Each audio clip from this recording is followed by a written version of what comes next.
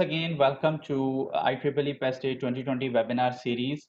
Today we have another interesting webinar with us, and this webinar is in conjunction with IEEE PES Day 2020 in collaboration with IEEE UKM Student Branch and IEEE Power and Energy Society Malaysia Chapter.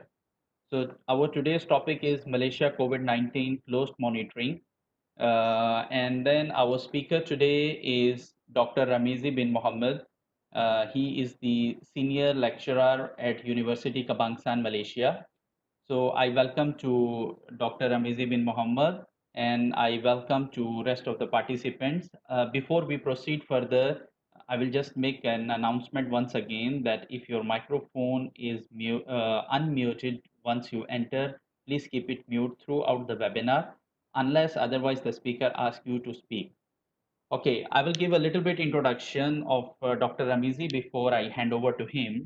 Dr. Ramizi Bin Mohamed is a senior lecturer in the Department of Electrical, Electronic and Systems Engineering at Faculty of Engineering and Built Environment of Universiti Kebangsaan Malaysia. In short, UKM, or in English, the National University of Malaysia. He holds a Bachelor of Engineering from the renowned University of Salford from Manchester. He received his Masters of Science from University Kebangsaan Malaysia and later graduated from Southampton University with a PhD. In his years of lecturing experience, he specializes in power engineering, instrumentation, and energy harvesting. Some of his main research interests are transformer condition monitoring, solar hybrid energy harvesting, and piezoelectric energy harvester. He is also professionally affiliated with organizations including Board of Engineers Malaysia, IEEE Malaysia, Power System Planning, Operation and Studies, etc. Some of his selected research publications are an optimization of rectangular shape piezoelectric energy harvesting cantilever beam for micro devices, which was published in International Journal of Applied Electromagnetics and Mechanics. Another one, vibration and acoustic emission signal monitoring for detection of induction motor bearing fault, which was published in International Journal of Engineering, Research and Technology. With this, I welcome Dr. Ramizi.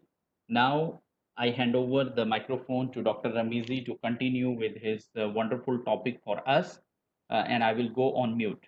Thank you very much. Okay, thank you very much, Dr. Harun Rashid, and thank you, Dr. Nohana, for hosting the talk today. First of all, I would like to apologize because I could not open the chat column. I couldn't find the icon somewhere here. If someone would like to interrupt or probably someone would like to ask me a question, you just unmute and probably ask question regarding the topic. I think Dr. that will, yes, yes. Sorry for interruption, Dr. Ramizi. When you are in full screen, you won't be able to see the chat box. So I suggest probably you continue with your presentation, and at the end, whosoever have a question, they can write in the chat box, and at the end, we will go for Q&A session. That's my opinion. All right. Thank Okay. you. All right. Okay. Thank you. And I think I would like to mengucapkan selamat menyambut Ramadan. I believe we can conduct this session both in English and in Malay, but I think I would prefer the session in English.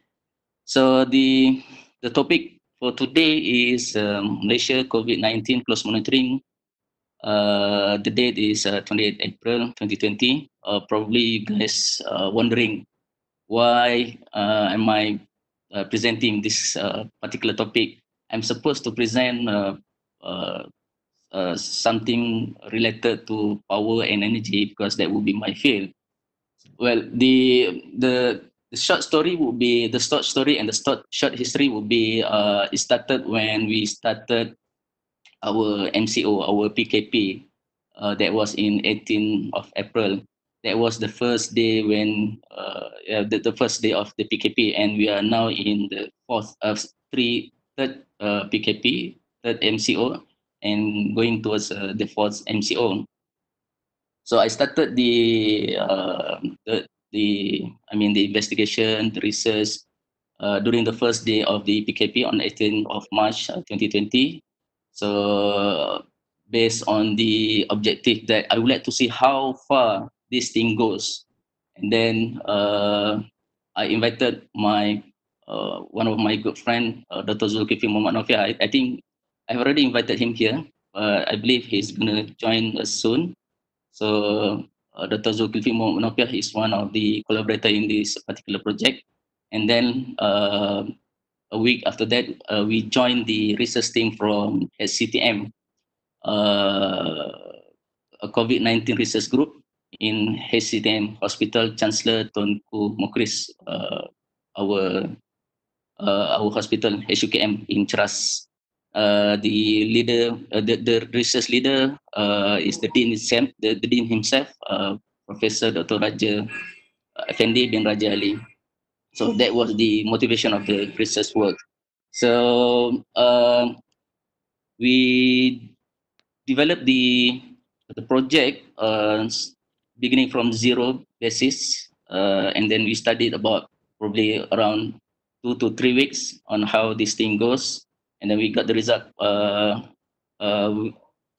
by the second week, and we start monitoring closely the COVID-19 outbreak of the pandemic, especially in Malaysia, and we share the data to KKM, and we share the data to the hospital for those who needs the for the data.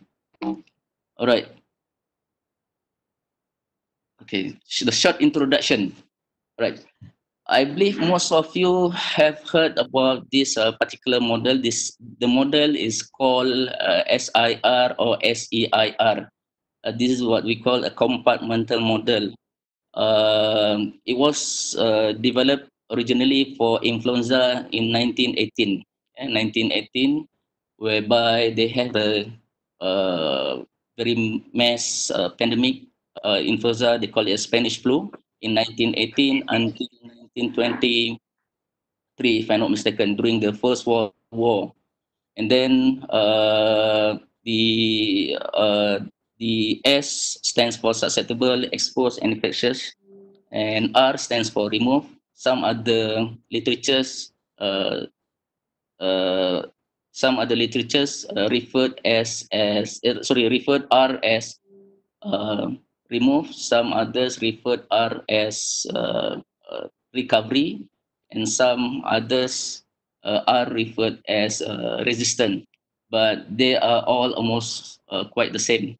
Remove stands for those who are free from the infected disease, especially in this COVID-19. Resistance stands for those who have an immunization or vaccination after the first infection, and the other one is the uh, recovery. The recovery is the rate of recovery lah, the people who recovered from the disease itself. Right. So we developed the model based on the Qlin et al. In 2020 and Qlin and he et al. 2013. The Qlin et al. He developed the model based on SEIR, susceptible, exposed, infectious, and remove. And he did actually develop based on the work done by he et al. So it was originally developed for influenza Spanish flu in 1918. So the developed model used three control parameters, which earlier known as government control strategy, early detection strategy, and public response. I'm going to explain on that one probably later.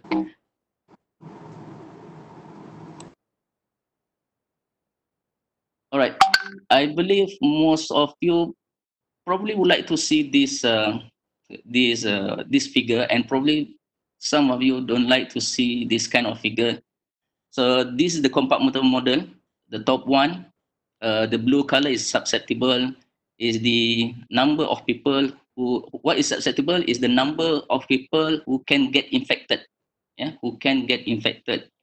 And then we goes under the expose, which is once the people with the suspected of an infection, they have to undergo the 14 days period of quarantine. So we put them under expose, and then once they have run or undergo this RT-PCR test. RT-PCR test, it will take probably around several hours to 2 days to get the actual result. So the report will goes under the infectious, and after they have recovered, they goes under the remove compartment. So the remove compartment consists of two compartments. One is the people who recovered, and another one is the deaths. So the down there are there are four main equations that involve in the compartmental model. We do have the transmission rate, beta T, the susceptible belongs to the compartment of the blue compartment. The infectious belongs to the red compartment. The recovered, sorry, the infectious I belong to the red compartment. The E belongs to the orange the compartment, and the R belong to the remove compartment. Okay.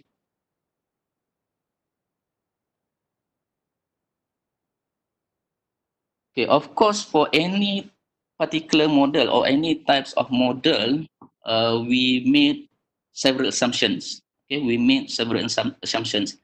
So the main assumption would be there is no zoonotic cases. Okay, there is no zoonotic cases. What is zoonotic cases? Zoonotic cases is any case where the source of infections coming from the animals. So this is where the claim by the China government, when they start close down the Wuhan market, where if I'm not mistaken, they've got at least 40 to 50 cases of zoonotic cases. This is what based on their claims. So and then the outbreak starts from there. Okay, that is the zoonotic cases. And the second assumption would be there is no immigration rate. Means the model only consider very minor immigration. Immigration means people going out in and out from from specific places. Yeah. So in our case, our immigration rate is almost zero. That means because it is under consideration that the model is considered under the specific MCO. Okay, and then the second would be the behavior of the outbreak is similar to China because the outbreak started from China. So the pattern of the outbreak can also be adapted to any other country. And then the third would be the strategy of the modeling and the strategy of the parameter estimation for the Malaysia COVID-19 outbreak. So we developed the model from the four equation that I've just shown earlier, and then we use the nonlinear least square technique based on Lavenberg-Marquardt regression technique to get the parameter from China and try to suit that parameter China and do the forecast or the projection for Malaysian COVID-19 outbreak. All right. So the estimation of the curve projection is based on the current infected numbers. Yeah, based on the current infected numbers, and there are two actually: current infected numbers and current newly infected numbers. Okay, the current infected numbers is the people who are now under treatment, people who have already positive COVID-19 and they are undergo treatment. Okay, the newly infected numbers is the daily infected numbers. Yeah, I think if I'm not mistaken, the daily infected numbers is around below 100. Yeah, but the current infected numbers is the people who are under quarantine at hospitals, people who undergo the treatment is about probably, if I'm not mistaken, about 3,000 or 2,000 and plus currently. Okay, and the objective of the projection is to estimate the possible number of active cases, the reproduction number. Okay, the reproduction number. I believe this is the number that very important, especially for KKM, especially for doctors. Yeah, especially for those who doing the thorough research for this particular period. The R naught is what we call a reproduction number. It is the number actually, the number of a single infected person who can infect, who can transmit the virus to any other person. Yeah, let's say if someone get infected, he could transmit the virus to another 3%.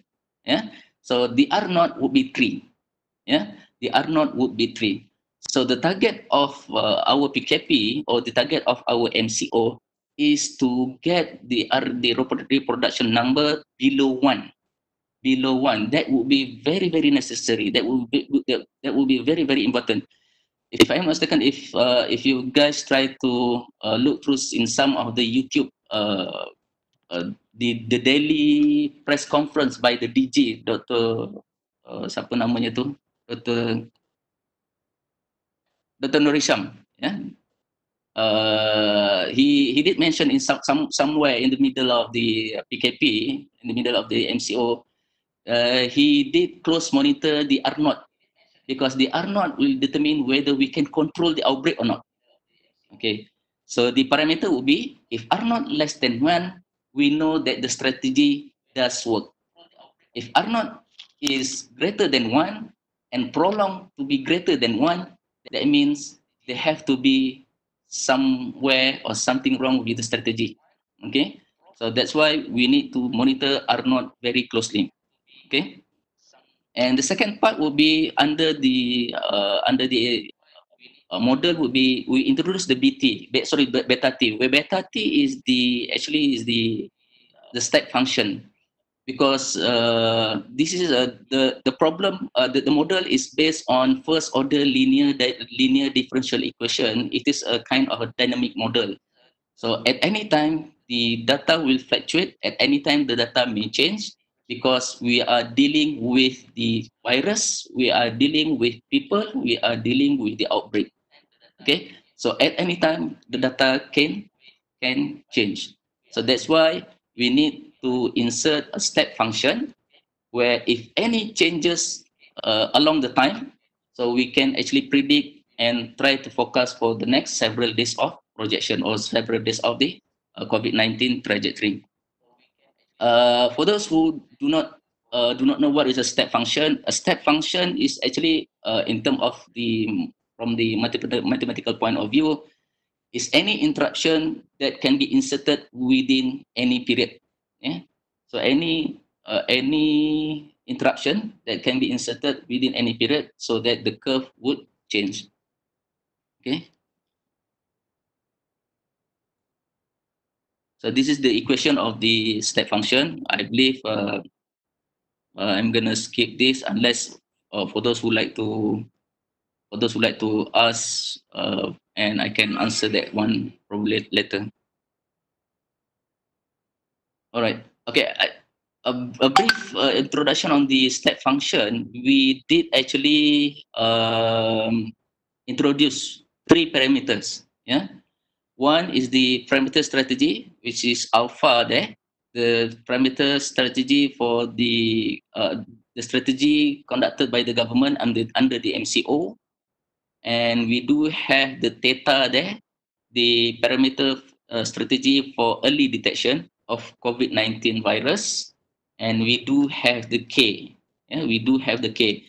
K is belong to us, which means belong to the positive public response and positive public reaction towards the MCO. Yeah, towards the MCO. Okay. So we need to incorporate all these parameters within the SEIR model itself. All right. Once we develop the the the the model, then we can start with the new projection. So on 22nd of March, we did our first projection. Yeah, we did our first projection, and we did introduce the step function. Yeah, on 22nd of March, to see how the outbreak will goes. Yeah, how long the outbreak will prolong. and we need to see what will be the peak value of the current infected people. So on 22nd of March, we did a full projection, yeah, and we estimated that the peak number of current infected people is around 3,700 people, yeah, 3,700 people. So you can see from the slide presentation there, the peak is somewhere close to 4th of April or 5th of April, yeah, and that is actually in line with the projection made by other two institute. One is JP Morgan, and other one is the Malaysian Institute of Economic Research. Yeah, Malaysian Institute of Economic Research, they make an earlier projection. If I'm not mistaken, they come up with total number of projections around 8,000 to 7,000 to 8,000 number of infected people at one time. Okay, and JP Morgan earlier they predicted that around 6,700, yeah, 6,000 plus, or 6,700 or 6,500 if I'm not mistaken, the peak current infections, and the end of the outbreak is somewhere in June. Yeah, somewhere in June. But I think if you did remember that the MCO, when they started the when our government started the MCO, we start the MCO within 2 weeks. Yeah, at 18th of we started on 18th of April, and by 31st of March, started on 18th of March, and then end the first MCO by 31st of March, and then started the second MCO on 1st of April, and end the second MCO on the 14th of April. So our target would be, I believe this is what the forecast made by the Kementerian Kesihatan, our KKM, the first the target for the R naught to reach below than 1 is somewhere between the MCO1 and MCO2. So that would be the case that will be the same case that with the result that we came out, whereby the estimated R naught to be less than 1 is between the mid-April to between the early April to mid-April of 2020. That is between the MCO1 and between the MCO2. So our projection is actually in line with the projection made by the government.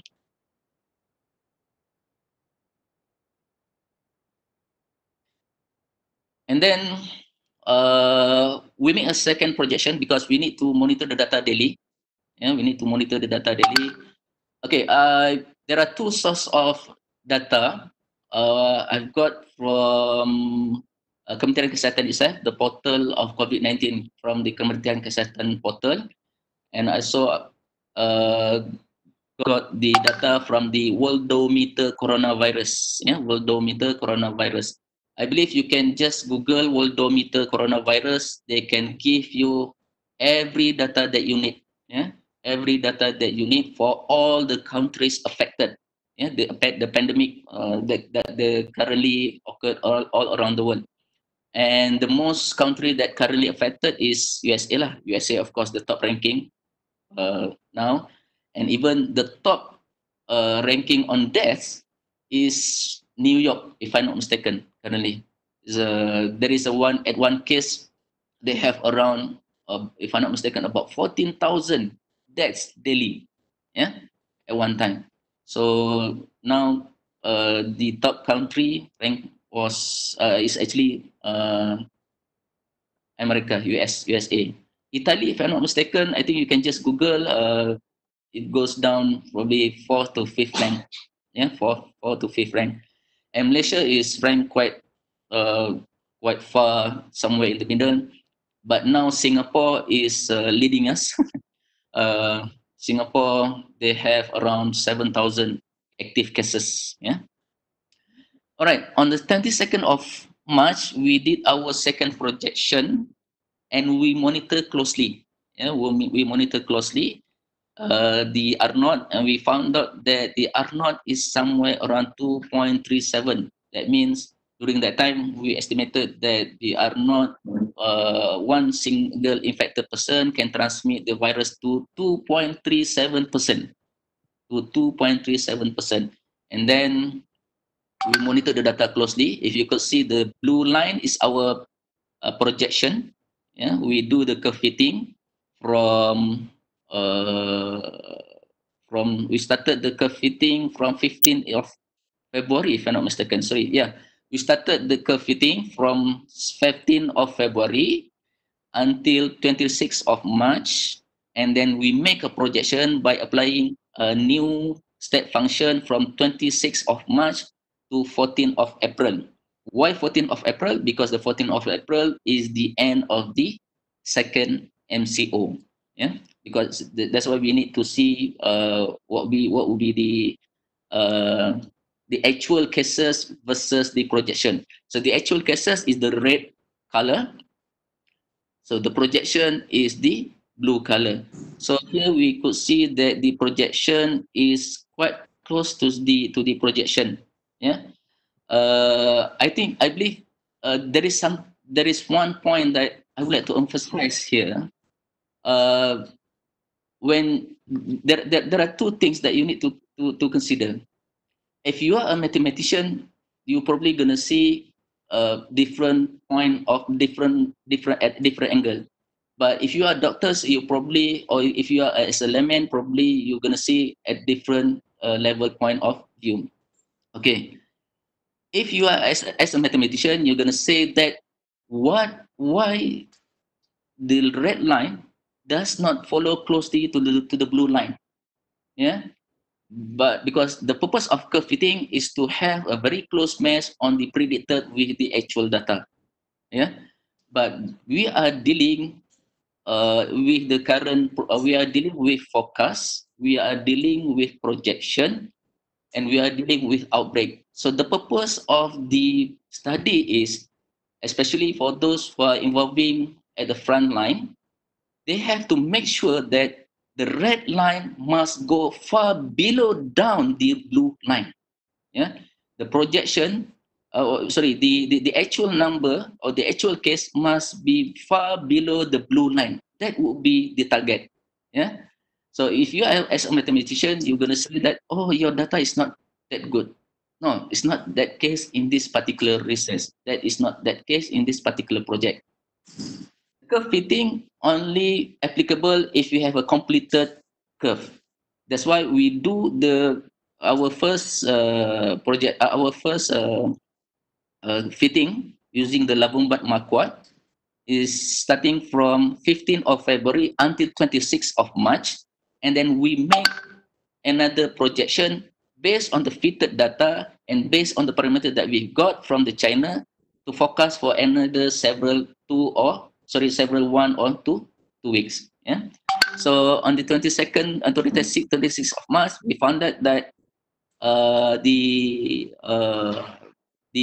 R naught is still 2.37, so still far below than 1. And then by 5th of April, we noticed that the 5th or the 5th of April, we noticed that the data goes down slightly. Yeah, the data goes down slightly. That means we need to reproject the data because we need to close the data. Yes. Sorry, I interrupt you. Okay. Can you just explain the y-axis is it number of case or number of person infected? Mm-hmm. The y-axis, please. What's the y-axis is the number of currently infected with the number of the people who undergoes treatment. It's not the newly infected data daily. No. Okay. Mm. So it's a new number of person infected by day. No, not by day. This is the person who undergo treatment. Active Okay. cases. Active cases by the date, right? Because your x-axis is the date, Yes. day by Yes. day. Yes. Okay. Sorry. And because I have to leave the meeting early. And your chart is projection. But you, I just want to ask, just wondering why the projection is the blue dot, right? The blue dot and the blue graph, right? The blue line. Correct. And then what's the purpose of giving the red? Is it for comparison, or because your chart is projection? So it's not projection now. It's projection plus actual cases. Yes, correct. So so the main purpose is you want to explain about projection solely, or you want to compare between the projection and the actual cases. So what's the purpose of you having also the red line there? Okay, if you look at this, I believe the current view that the current slide that I'm viewing now. Okay, we make the projection on 26th of March. We made the projection on 36th of March, and then we monitor the data closely, and then we plot the actual data versus the projection. So the actual data follows closely to the projection. So Okay. in that Okay. case, what will be the R naught? Okay. So actually, what you want to tell us is now you are not only presenting your projection, you are comparing projection with the actual data, the actual result, maybe to show that your model is good, right? I'm not saying my model is good, because other people are doing probably exactly the same, and other people are doing the same model. Okay. Congratulations, because I think you kill two birds with one stone here, because you give your projection and also your actual cases. So then, so the viewer can have their own conclusion on that. Yeah. Thank you very much. Okay, thank you. Dr. Ramizi, I have to leave the meeting early. I'm Nazri from UPSI. Okay, thank you, Dr. Actually, can we have? Can you share the slide after the meeting? I can, but okay. Not in this not in this particular nearest future, because we are still writing the journal. Okay. Because I'm sharing the data with the hospital, so I need to get. Good luck. Okay, thank you very much. Sorry. Okay, good luck. Thank you very much. Inshallah, in the future will be. Yeah. I think we keep in touch, because I have to leave the meeting early. Thank you. Okay, thank you, Dr. Nazri. Okay, let me continue. Okay, on the 5th of April, we make a new projection, because we found out that the data of the red line is going slightly downwards and far below the blue line. So that's why we need a new projection. We need to have a close monitoring to the current projection on that particular date. So again, we make a new projection for the next several days up to 14th of April, and we found out that on 5th of April, we are quite close to 1. The R naught is quite close to 1.12. Yeah, 1.12. And then, based on the projection on 5th of April, we try to see what would be the progress. Yeah? We try to see what would be the progress. So we find out that on 6th of April, 7th of April, and 8th of April, and even 9th of April, the projection remain intact. Yeah, the projection remain intact. I think either the blue line follow the red line, or the red line follow the blue line. I do not know. But what the projection says that they are in agreement to each other, and we found that the current projection based on 9th of April, the R naught, or the reproduction number, is 1.03. Yeah, 1.03. So that means we know that the strategy made by the government under the MCO, the early detection, and the response by the public from the rakyat, the positive response and the positive reaction from the public, it shows a very good or positive result at this particular case. And you got to remember that earlier I did show the peak number is around probably the peak date will be around 5th April and 4th April. So we are the 5th April and 4th April is actually the peak current number of infected cases. Yeah. So we are now at the current number of infected cases. And then we also make a comparison. Yeah. We also make a comparison with MIR. With Mia. Earlier, I did mention that JP Morgan also make a projection based on make a projection. I believe they have also quite similar type of model, but they undisclosed all the numbers. The only institute that disclosed the numbers and share to for the public viewing is Malaysian Institute of Economic Research. Yeah, Malaysian Institute of Economic Research.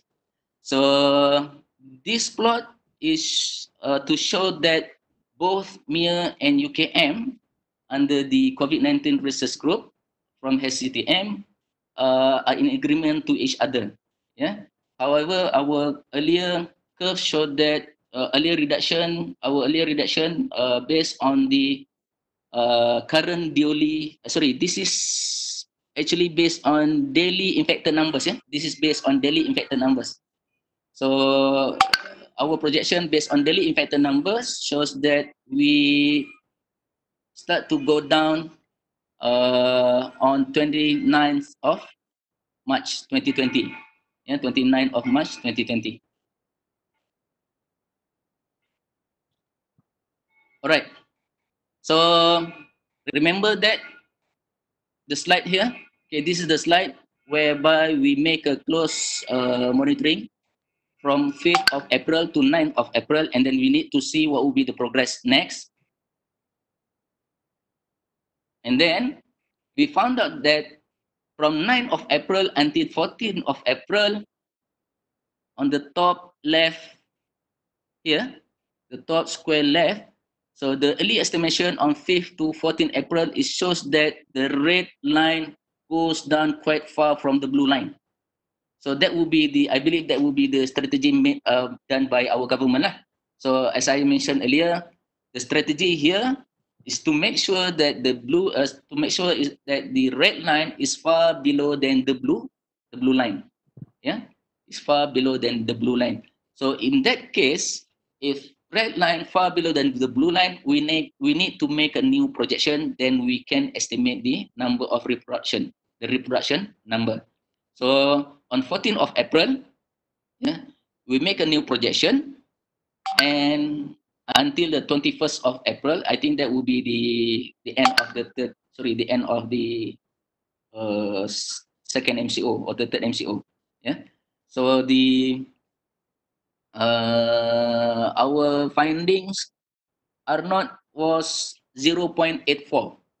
Yeah, and we expect that we targeted that R0 on 31st of April is around 0.6 if the trajectory goes along with the line. Yeah, so it's so we are actually in a positive trajectory lah. And then we also make a comparison on the same date with Mia. All right. So once we manage to get a close approximation of R0, we also can get a full projection for the full trajectory. Yeah. So based on 14th of April, we make a full trajectory or full probable projection. So this full projection is based on several assumptions. It is based on the best and worst possible gradient at the peak. At the peak means starting from the 4th of April, 5th, and until 9 of April. So we try to find the worst gradient and the best gradient. So the best gradient would be the less number of R naught lah. The worst gradient would be the highest number of R naught.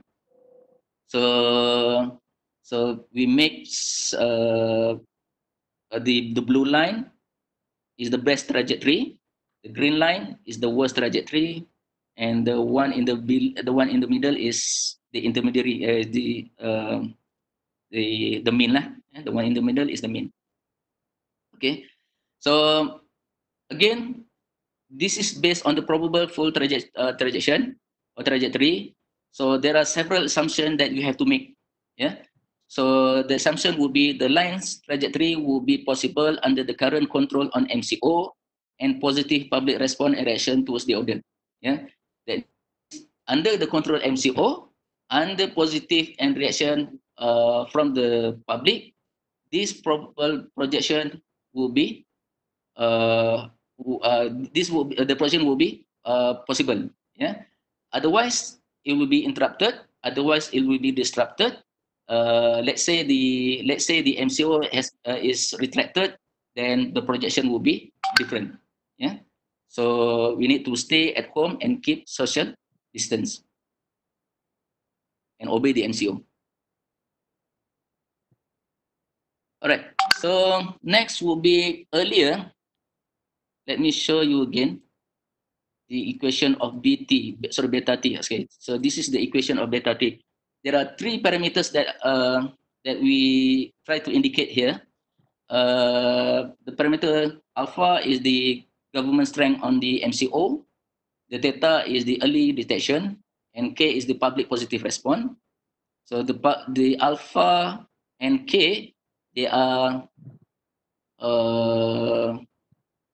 coherent to each other, the alpha and k, because if alpha is greater, that means k also greater.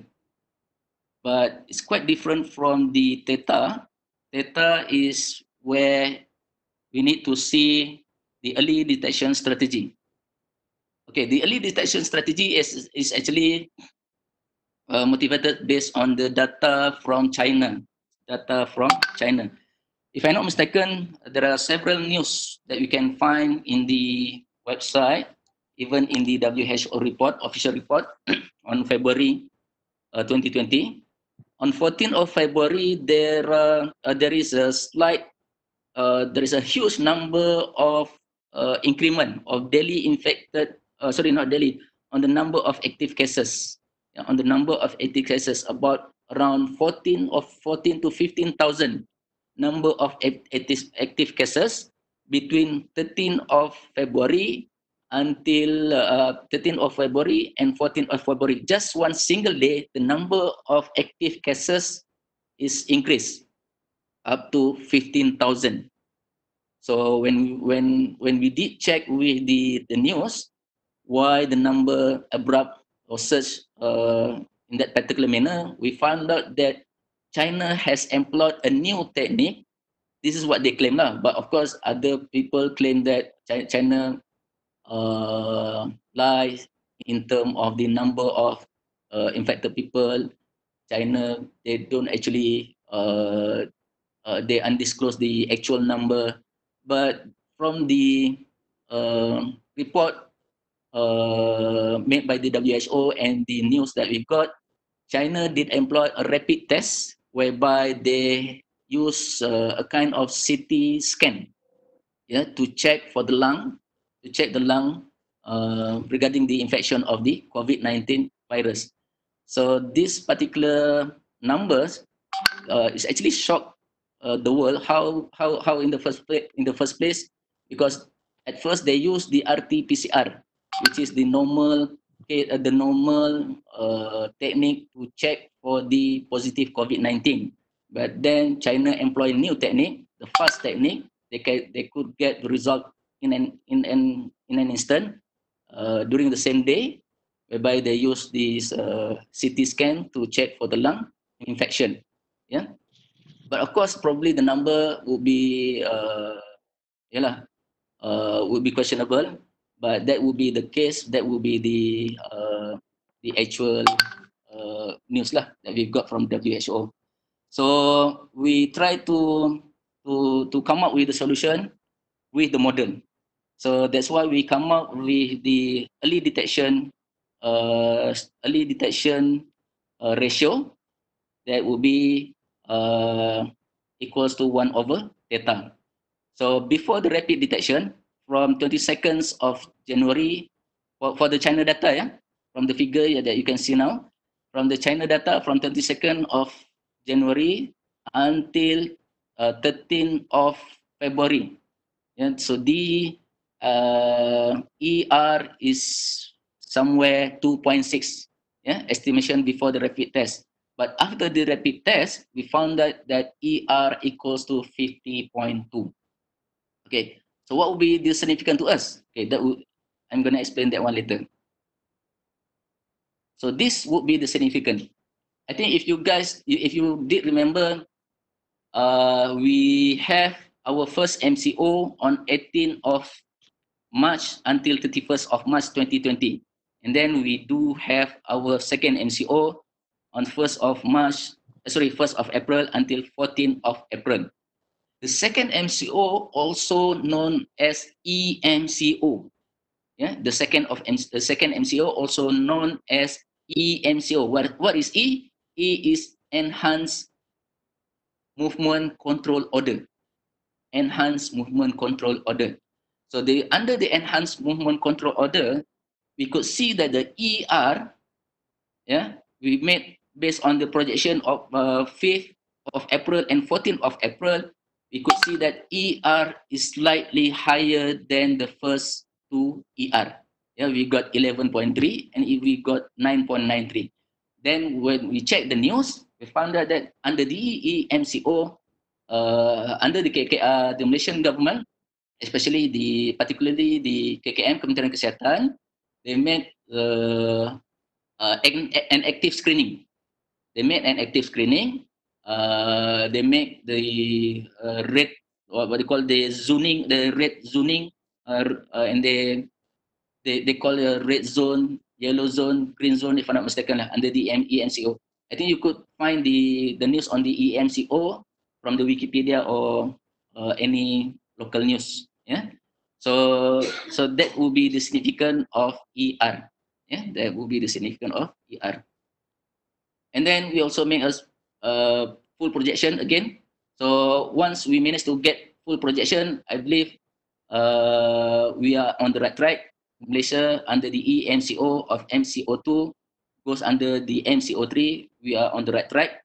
So up to, I believe this is on 19th of April, we are between the worst and the worst and the best case. This is the latest projection I made. Actually, not yesterday, but on 26th of April.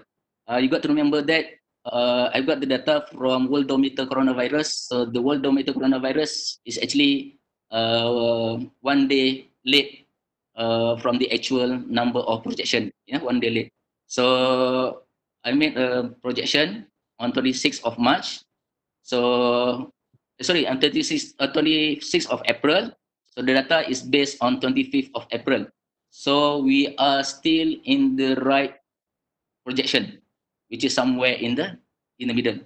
So the active cases was somehow rather around 1,882. Yeah, 1,882 on 25th of March. And this is the production number on 25th of April. Based on the current projection, we know that we are on the right track, that the current projection number is between 0.4 and 0.54.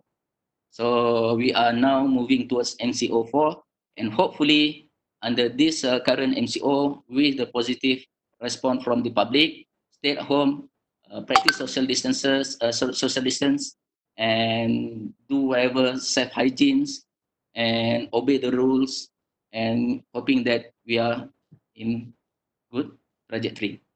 So the summary and conclusion. So the estimated projection shows reducing number of R0. So the probable projection with SEIR model can be achieved with several conditions. So the condition would be the government enforcement on MCO and probably other measures, early detection and isolation strategy, and the third would be the cooperation among us towards the first and the second MCO and the all the strategy made by the Kementerian Kesihatan. And all of the above will only be met with prayers, doa from us, and inshallah may Allah give us and bring back, give us the happiness and bring back the happiness to us all. And I think that will be the end of my presentation, and I would like to open for any question from public.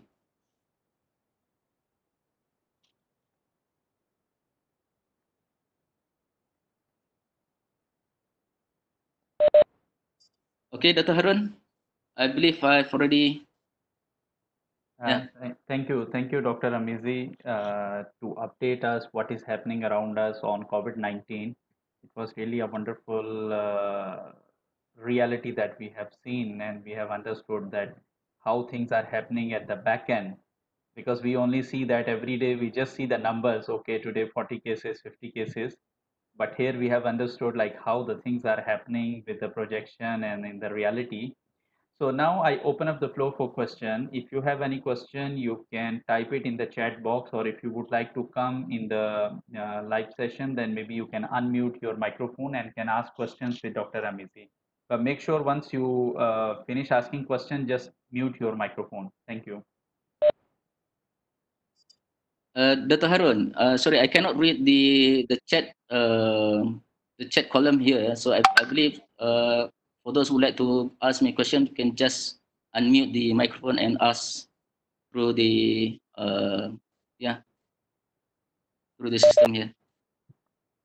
Okay, sure. You can unmute your microphone and then you can ask the question with doctor. And Dr. Ramizi, you can actually go back to your chat box once you just double click the screen or ends screen sharing. Or you go at the top of your screen, a menu will pop up. In that menu, there will be chat option. Then you will be able to see all the chats. But you can otherwise stop sharing your screen and then you will be back to the normal screen. So, but it is open. If you want to ask any question, you can just unmute yourself and then ask the question directly with Dr. Amizi.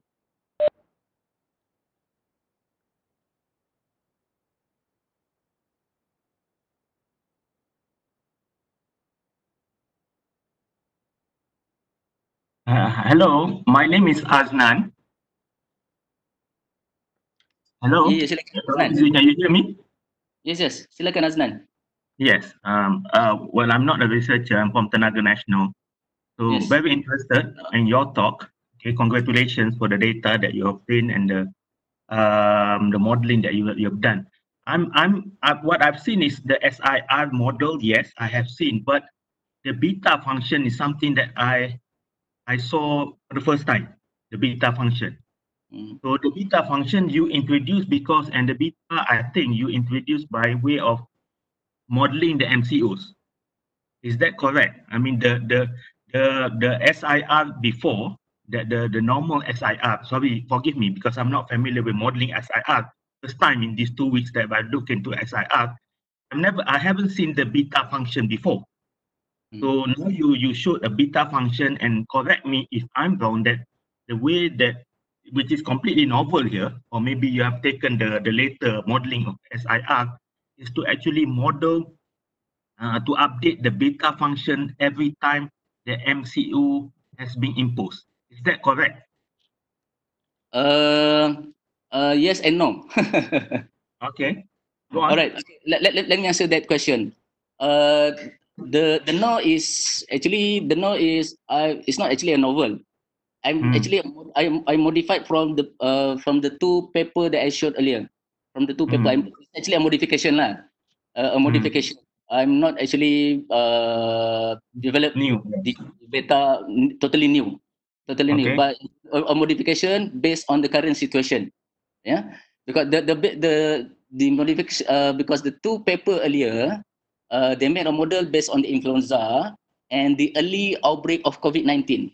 The early outbreak of COVID-19, but they don't actually consider the rapid test. They don't actually consider the strategy done by the government. So because because that's why the title of the presentation today is the close monitoring. We need to see what will be the government, what is the government doing, and what will be the effect towards the data, and we see what will be the close projection towards the from the modeling. So that would be the no question lah. The yes is actually incorporated within the data is actually incorporated within the SEIR model lah. Yeah. So in that particular case, yes, it is actually incorporated within the SEIR model that we need to run concurrently, and we need to extract the parameter, the three parameter, in order to see whether the strategy made by the government correct or not. Is that answering your question? Yes, on the first one, I just want to understand, because the beta function is the first time I've seen it, the beta function, and the way you estimate the beta function every time MCOs are imposed, right? I mean the changes in alpha, beta, and the other. I mean there are four. I think the other one is K or something. And there are four parameters in the table that you estimated every time the MCO has been imposed. Is that correct? Yes, yes. Okay, actually, there are. Actually, I didn't actually show on the effect of alpha and K. I did the simulation on alpha and K. What would happen if alpha is negative? What would happen if K is far below than the targeted value? So the alpha, if alpha is negative, the projection of the trajectory will, will be much higher lah. Will be much higher. That data I didn't include here because that data has been presented by the other two paper. So you can see the effect of the alpha and K from the other two paper. I also make the same projection with the same results, but the only things that they don't have is the theta, which is the early detection strategy. So the effect of alpha will be if alpha less than 0 or negative value, the projection would be higher. That means it is out of control lah. Similar to K, if K is less than the specified value, the projection will be out of control. That will be more than the worst case lah. Thank you. Can you share? Hi, Dr. Ramizi. Yes, yes. Yeah, okay, my name is Kamal. Okay. I just had one question. Does your projection also consider the numbers of tests performed per day, as well as the numbers of positive cases over the numbers of tests performed per day? Thank you. Okay, number of infected case per day. I did actually. Let me show you again.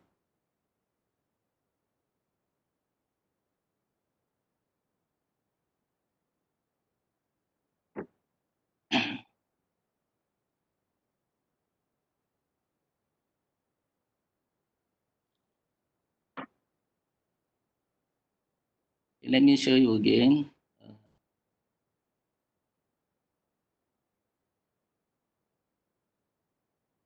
I did actually. I made a comparison with MIA, Malaysian Institute of Economic Research. So this is the number of projection per day.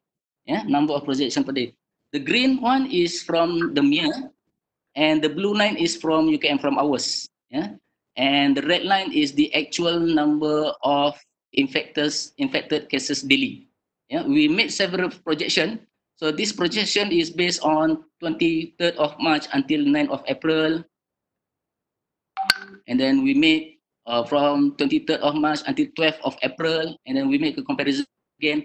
But then after 13th of April, if I'm not mistaken, MIA stops doing the projection.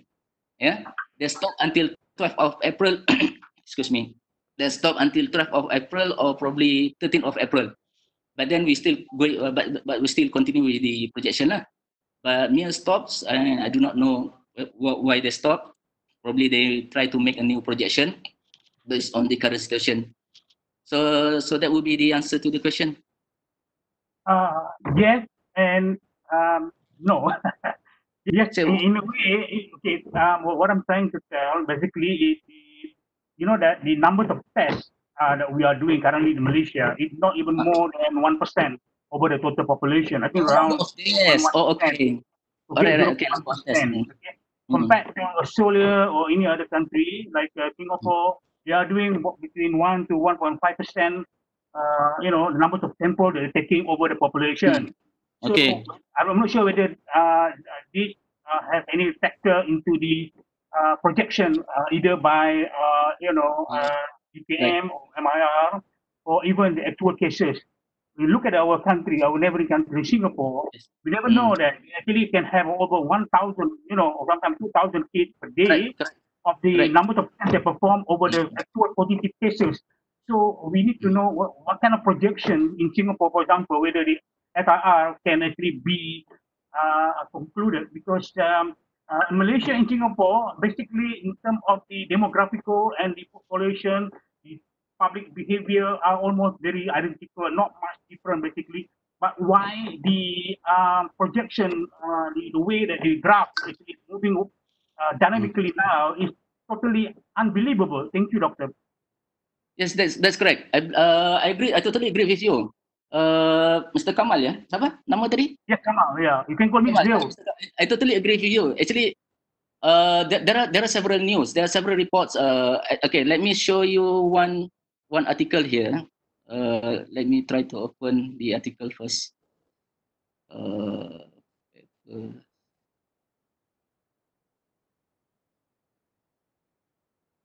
Can you give me half a minute? I need to.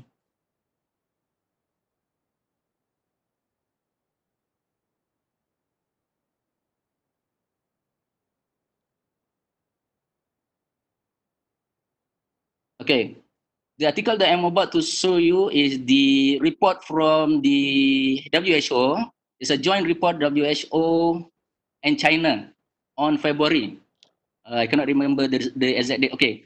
The report is 16 to 24 February. It's a joint report by the WHO and the government of China. Right. This is the figure that I would like to show to you. The blue color is the onset symptom case. The blue color is the onset symptom case. The red color is the reported case, which is the actual case that reported and put under the database, put under the within the they make the report lah, the actual report or the official report. But based on the official report, they make a questionnaire to the patients that the onset symptom was actually 5 to 10 days before the actual report, before the official report. This is the case that we do not have here in Malaysia. That's the problem. The model that we come up is based on the red color, based on the actual report. We could actually predict the numbers of the onset symptom based on the assumption, but we do not have the actual data as the data that have done by the WHO here. So if we see from the figure here, the actual cases on the or the actual report or the official report on the red color there, that was actually, it was quite late. Yeah, it was quite late. That is why here in the modeling that we develop, the model that we develop, it suggests that if the Malaysian government or any other government, they could come up with a rapid test technique, an earlier detection technique. That's why we only we could only get an indicator, but not the real measure. An indicator, the E that I've just shown to you, that under the EMCO, that is an indicator that the early detection made the government has taken into effect. Yeah, but not the real measure. That's the problem, because we do not have the data. So if the Malaysian government, they can come up with this particular figure, I believe we could do the same thing. So thanks for the comment. Okay, thank you, Dr. Ramizi. Thank you very much. Thanks to you. Right? Dr. Ramizi? Yes, yes. Yes. First of all, I would say that I would say thank you very much for doing the webinar. I'm Farastaki. I would like to ask question directly, but before I ask, I would like to say that I'm not really familiar with the mathematical model. So that's why I would like to take the opportunity to understand more about the model, the SEIR itself. So my question is, in case of the R, that is for the removed cases, right? Yes. Continue. Yeah. So remove could be death, or could be immune, or could be recovered, right? Yes. Yes, but is that possible for someone, for example, asymptomatic people or even recovered people from the COVID-19, they could still spread the virus. So how does that go with That's the right. mathematical model? Yes. The mathematical model would change. It will change. In that case, we need to modify the SEIR and into SEIRS. S is susceptible, and then the recovered people, we need to get them back into the susceptible compartment again. I did actually run the simulation, but because the number of recovered people, the ratio of number of recovered people compared to the total population is very much low, so the result is almost quite the same. But yes, you are correct. The mathematical model would change, the compartmented model would change, and the result would change slightly. So because the reinfected people, the recovered people can get infected again, so they have to go under the susceptible compartment. So yes, the model will change. Yeah, so doctor, from your answer, what I understand is that there is actually another model. It's called SEIRS, Correct. but then the result is not very different from the SEIR itself. So in that case, in this particular case, the two are very similar. So it's not very big difference. Almost similar, because okay, why is it almost similar? Because this is based on my findings and our assumption. Because the rate of this is the case in Malaysia lah, probably the rate of recovery compared to the total number of our total population is 33 million, 30 million and above. Yeah, 30 million and above our population, and the rate of recovery is very much low. It probably is about 0.0001% compared to the number of total population. Because when the total recovered people goes back under the susceptible, the ratio is very much low. So it's very less significant. Yeah. So yeah, that will be the case lah. Thank you very much, doctor, for the answer. All right. Okay.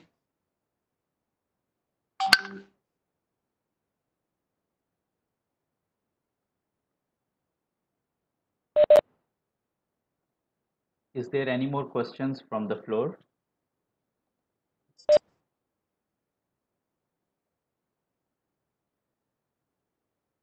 Okay. I also like to add here, since because our data based on the reported cases or official case reported by the government lah, or from the worldometer coronavirus. So at this time of moment, we do not have the exact number, or we do not have the numbers for those who have recovered and get infected again, or that is what we call a secondary infection. We do not have the data for the secondary infection. So we can just make an assumption that the first infection, the people who has the infection can get infected again. That would be the assumption, because so far there is no immunization, so far there is no vaccination. So the recovered people could get infected again, except the death one lah. Of course, the death one, is out of the topic, out of discussion in this particular model. So there is no data or statistic mentioned the rate of recovered people who get infected again. So it's quite difficult to model.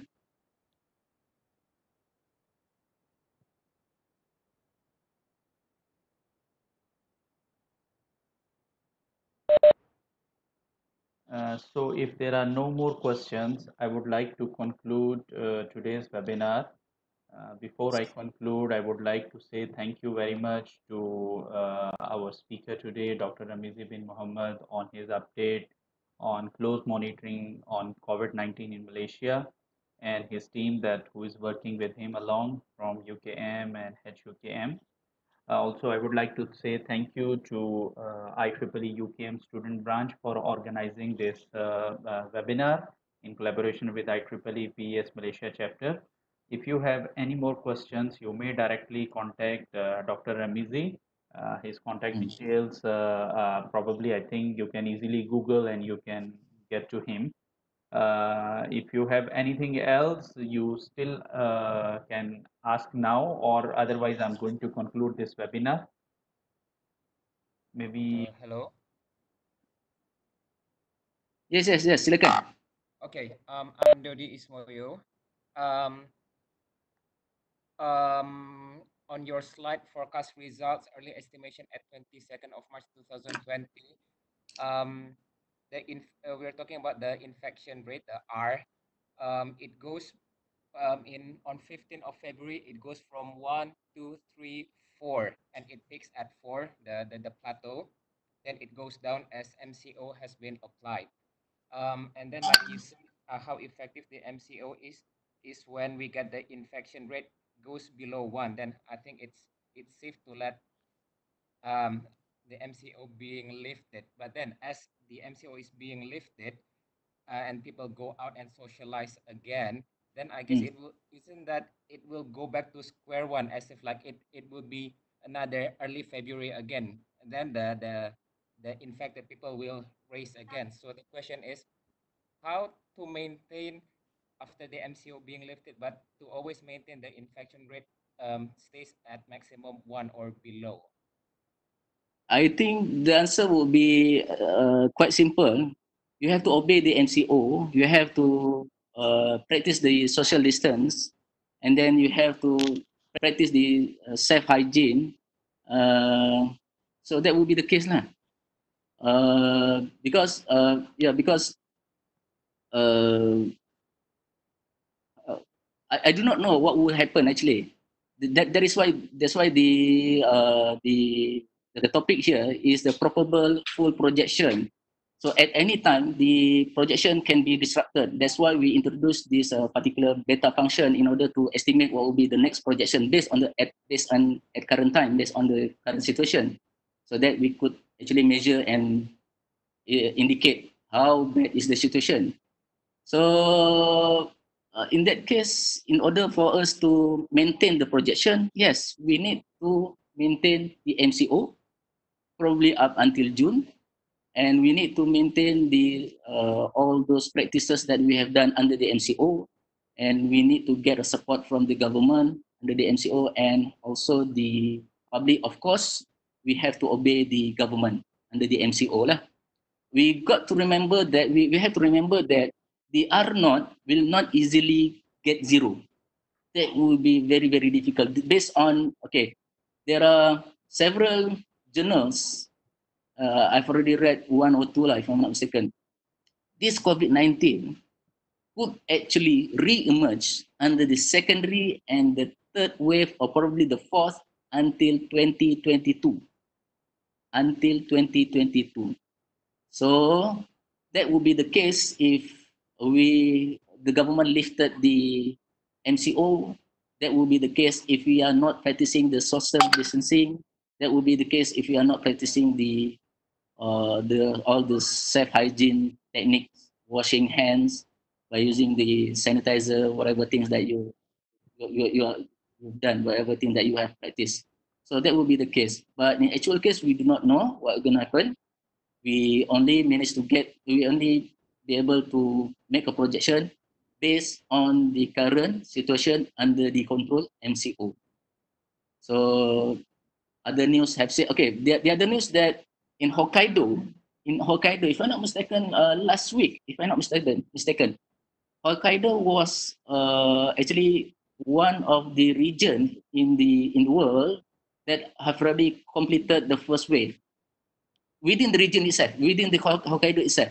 But then they are already come up with the second wave because they've lifted the lockdown. Hokkaido. The news was last 2 week or last week, if I'm not mistaken.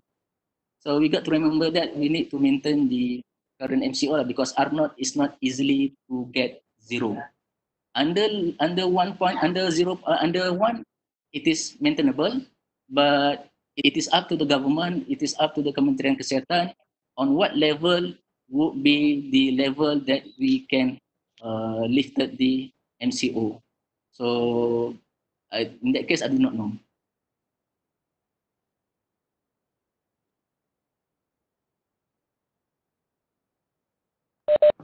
Okay. All right, thank you, Dr. Ramizi. With this, here we come to the conclusion of this webinar. On behalf of IEEE PES Malaysia Chapter, IEEE PES Day Malaysia team, and UKM student branch, I would like to thank our speaker, Dr. Ramizi Bin Mohamed, and the participants for being with us for almost 1 hour session. Just as a conclusive remark, I will quote Dr. Ramizi once again that just take care of yourself, follow MCO, maintain the hygiene, and just stay at home and stay safe. So with this, I will see you in the next webinar in the afternoon. For now, please take care of yourself and stay home, stay safe wherever you are. Thank you very much. Assalamu alaikum wa rahmatullahi wa barakatuh. Waalaikumsalam warahmatullahi wabarakatuh. Thank you very much. And thank you, everyone. And thanks to my sister. I believe she's here. And Rezeki, if I'm not mistaken, I believe she's here also.